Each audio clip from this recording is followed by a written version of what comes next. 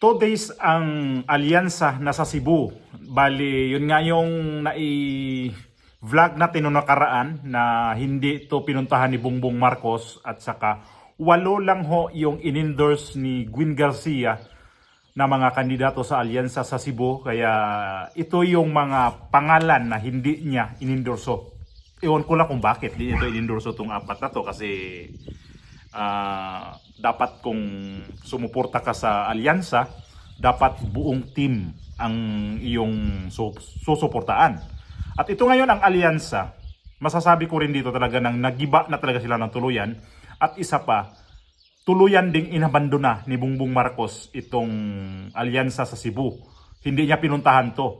Ewan ko kung bakit na ngayon naman ay weekend.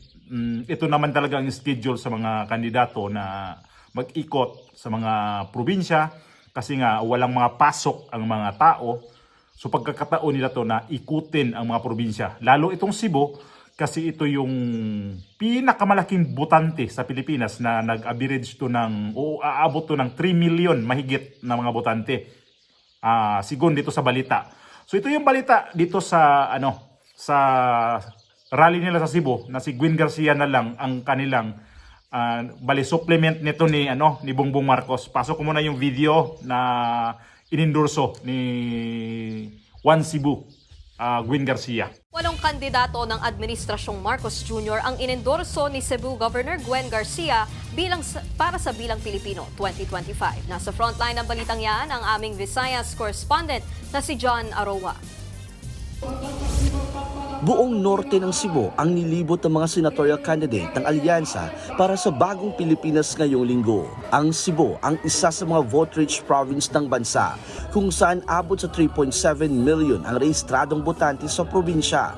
Sa 11 kandidato, 8 opisyal lang ang naiproklama ni Governor Gwin Garcia na suportado ng One Cebu. Kabilang dito sina Manny Pacquiao, Tito Soto, Ping Lacson, Bong Revilla, Pia Cayetano, Camille Villar, Francis Tolentino at Binhor Abalos. Kabilang sa mga pinuntahan nila ang bayan ng Konsolasyon. Pangako ng mga kandidato, bubuhusan nila ng maraming proyekto ang Cebu sakaling manalo sila. Hindi naman malinaw kung bakit wala ang ilang senatorial candidates ng alyansa at kung bakit hindi sila naiproklama ng One Cebu. Paliwanag ni Garcia na kabatay sa kanilang prinsipyo ang pagsuporta nila sa mga kandidato. Pero binigyang diin din ng gobernadora na hindi siya nagsalita laban sa mga Duterte. Malaki raw kasi ang kanyang utang na loob sa dating Pangulo na nakakulong ngayon sa International Criminal Court sa The Hague, Netherlands. Pero sinabi rin ni Garcia na nire-respeto rin niya si Pangulong Bongbong Marcos. Ito si Gwin Garcia ngayon, nakikita ko rin ang kanyang sistema ngayon ay parang namamangka din sa dalawang ilog. Ayaw niyang umatake kay Pangulong Duterte kasi alam niya ang Cebu kasi ngayon sulit pa rin sa mga Duterte. Although ito si Gwin Garcia, kumalas na to sa PDP Laban. Noong nakaraang ilang taon na to kumalas, 2 years ago ang pagkalas niya dito. So ang kanya ngayon, ang dapat ang gawin nito ay suportahan si Bongbong Marcos. Nakita naman natin kung ano talaga ang sabi ng balita na hindi naman yan inatake din o wala naman siyang kuminto daw dito kay Pangulong Duterte.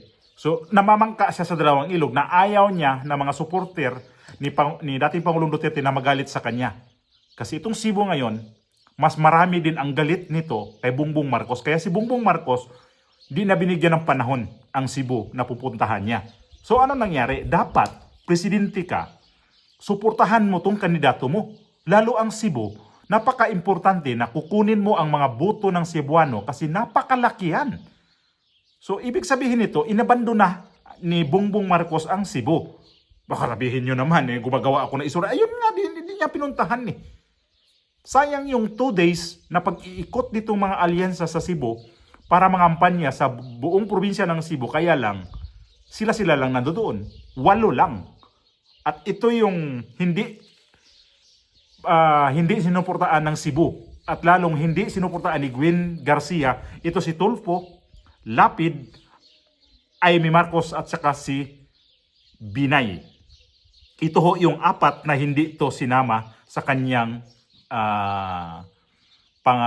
pag-endorse sa Cebu. Kasi noong Biyernes ba na mayroon akong video nito na in-interview to si Ping Lacson nito sa DYHP ni Attorney Banyok, si Rupil Banyok, na yun nga yung sinasabi na 8 or 9 ang kanilang i-endorso ni Gwen Garcia. I-slide ko lang muna yung video na yun para ma-recall natin na talagang hindi talaga buo ang kanilang i-endorse dito sa Cebu. At sinabi pa nga nito ni Banyok na hindi talaga pupunta ang presidente nito si Bongbong Marcos sa Cebu. So slide ko muna. Senador Ping Lacson ato sang tagaag pagtagad mahigala karon sa linya. Senador Ping Lacson, maayong buntag. Live po tayo ngayon sa impilang ng DYHP RMN Cebu at napapakinggan tayo sa IFM din at sa ating mga social media platforms. Good morning, Mr. Senator. Yes, good morning, Atty. Killo. Maayong buntag. Yeah, Atty. Rufil Banyok ni Senator Ping. Rufil, yeah. Rufil, yeah. Oo. Yeah, been a long time, yeah. Okay.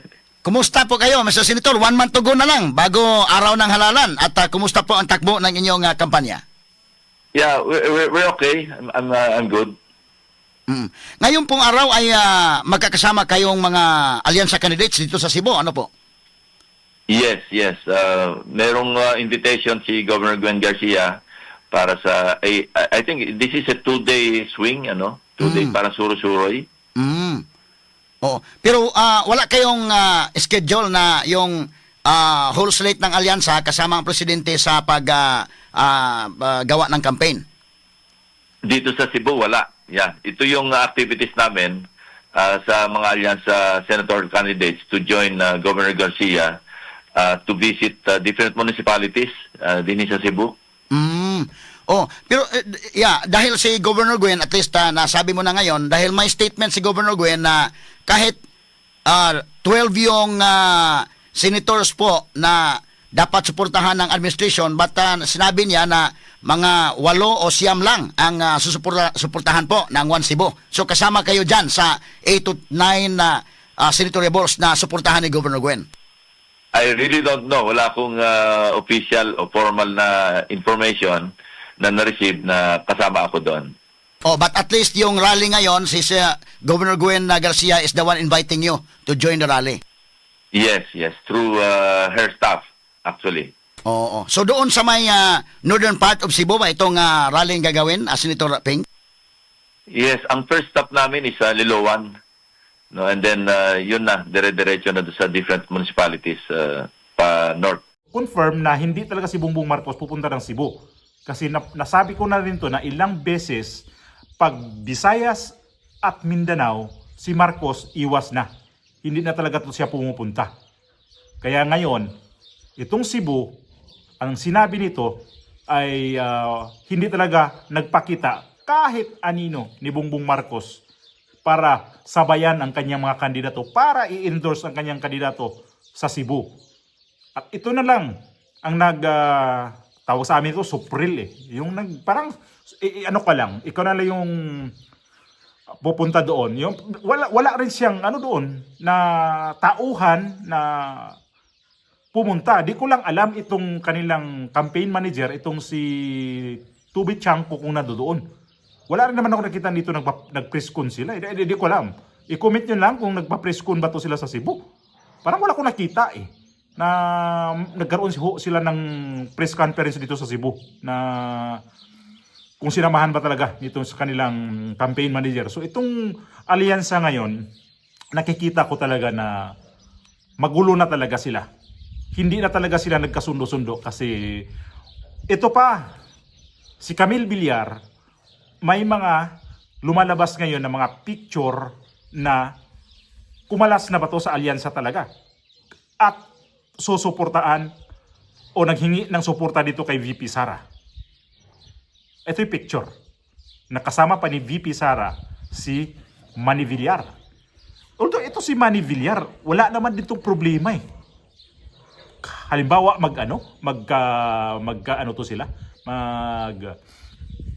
mag solo flight itong si Camille Villar, may pera eh.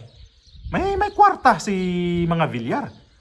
Number 1 ba naman sa Pilipinas na pinakamayaman itong mga Villar. So kayang-kaya nila na magmudmud ng salapi para sa eleksyon. At isa pa, itong mga Villar, pag ito'y kumala sa alyansa, namimiligro pa rin lalo ang alyansa dahil kukulangin naman sila dito ng mga makinaryas. Ibig ko kung sabihin na makinaryas, pera. Hindi naman pwede na ang mga kandidato pupunta lang sa Cebu kung hindi sila sasakay ng eroplano. Gagastos sila dyan. So, kailangan talaga maglalabas sila ng pera. Lahat naman dyan kandidato. Maglalabas talaga ng pera. Paglabas ka nga ng pera, kandidato ka lang ng konsehal sa barangay. Kapitan sa barangay, lalo na. Libo-libo din ang gagastusin dyan. Ito pa kaya mga senador ngayon na nag-iikot sa Pilipinas. At hindi lang din ang buong Pilipinas ang inikutan itong alyansa. Visayas at Mindanao, wala na. Umiiwas na sila dito. Kaya, ang laking impact nga nung nangyari sa kay dating Pangulong Duterte. So ito na yon ang sinasabi ko, na magkaroon talaga ng balik to sa inyo na hindi talaga maganda ang pagbalik sa inyong mga kandidato. Di ko akalain ito na aabot sila ng ganito na hindi pa nag-eleksyon, wasak-wasak na. Watak-watak na sila. Paano to? Pag nanalo na, ginagamit lang nitong alyansa, itong si Bongbong Marcos, ang kanyang mga makinaryas para manalo sila sa eleksyon. Itong si Tulfo, di ko alam kung bakit hindi ito sumama. Si Amy Marcos, alam naman natin, itong si Amy Marcos, kapatid ni Bongbong Marcos. Bakit hindi rin to isinama sa kampanya ni Gwen Garcia sa Cebu? Binay, hindi ko rin alam. Lapid, wala na. Kahit naman siguro ako gobernador, i-reject ko na lang yan si Lapid. Wala naman talaga nagawa yan Pakisuyo naman, huwag nyo naman nang ibuto yan si Lapid. Wala na tayong yan. Wala na tayong pag-asa yan kay Lapid Matanda na rin, wala rin nagawa sa Senado. Ano pa bang gagawin niya dyan? Ba't kumakandidato ba yan? Tapos pag nag-survey ngayon sa mga OCTA at saka yung sa SW, nandyan pa rin, papasok pa yung Lapid na yan. Ay naman, Ano pa talaga tayong pipili ng kandidato? Doon sa mga walang alam? Presidente na nga natin, wala nang alam Dagdagan pa natin sa mga senador ngayon na walang mga alam. Pili tayo ng abogado, please. Pipili tayo. Wag naman yung ganyan na purkit kilala yan, kagaya kay Manny Pacquiao, gaya kay Bong Revilla.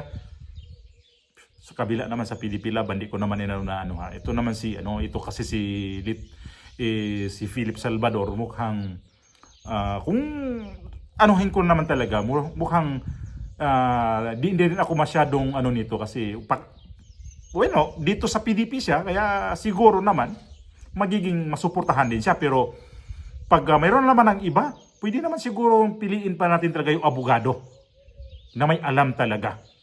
Kasi ang labanan natin ngayon hindi yung popular ka, mananalo ka. Kaya ito mga Tulfo, mananalo na naman. Popular ba sila? Kaya nandyan. Kaya itong Cebu ngayon, dapat ito inalagaan ni Bongbong Marcos. Kunting sip-sip man lang sa kanilang gobernador na itong si Gwen Garcia. Ito si Gwen Garcia, sa pagkakaalam ko, tagilid din sa laban. Mukhang mga ngamuti sa kanyang kalaban, si Barry 4 ba yun? Babae din ang kalaban nito. Kaya ito ngayon ang magiging basihan natin na itong alyansa ngayon, sigurado na talagang hindi na sila nagkakaintindihan. Hindi na talaga sila buo ang kanilang pangangampanya. Kanya-kanya na Nung nakaraang mga linggo, mga weekend din yun, kanya-kanya pa din sila. So, ang nito, mayroon talaga silang problema pagdating sa kampanya kasi ang mga tao galit sa mga kay Bongbong Marcos. Kaya ito si Bongbong Marcos, umepek yung galit ng mga tao. At ito na ngayon na nahihirapan talaga siya na kukunin ang buto ng mga Visayas at sa Mindanao. So itong PDP Laban naman natin ngayon, nakikita naman natin kung gaano ba talaga ka-progresibo ang kanilang pangangampanya. Kahit saan sila, kahit anong probinsya, kahit wala silang kalaban kalaban ba na walang galit sa kanila. Lahat naman yan pupuntahan nila mga probinsya, kampi nila. Di kagaya kay Bongbong Marcos na pag umapak siya sa Visayas at Mindanao, wag ka ng doon kasi maano ka lang, mapahiya ka lang. Baka iba isigaw doon imbes na Bongbong Marcos, baka iba ang isigaw sa'yo. Baka magiging Duterte pa yan. Diyan ka talaga mapahiya na ang lalo.